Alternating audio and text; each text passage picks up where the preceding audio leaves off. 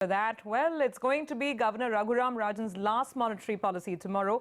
And while a CNBC TV 18 poll shows that no one is really thinking that there's going to be a rate cut, what the market is clearly keeping a very close eye on is the central bank's stance on liquidity. Ekta and Lata Venkatesh bring you this report. The Reserve Bank's iconic outgoing Governor Raghuram Rajan won't tinker with rates at his last policy on Tuesday, but will probably give the markets and his successor a lot to think about.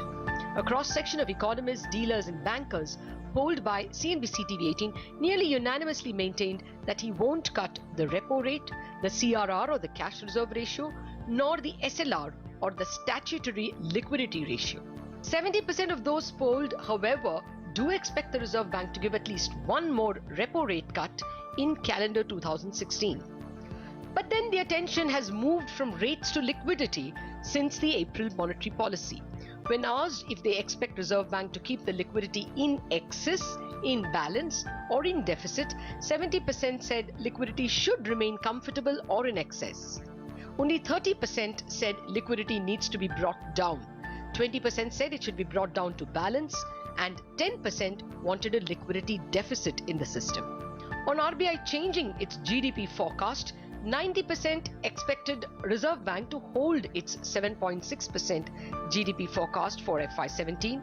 10% expected the central bank to up it. Likewise on inflation, 90% expect Reserve Bank to stick with the forecast of CPI inflation at 5% in Jan-March 2017.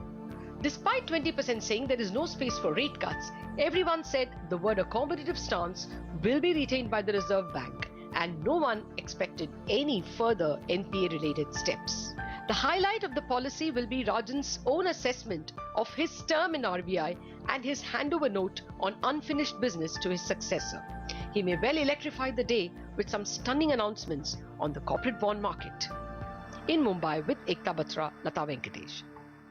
Whatever those announcements might be, we'll be right here to take you through all the actions, so do keep it with us. Exclusive policy coverage starts at 11 a.m. With that, we wrap up this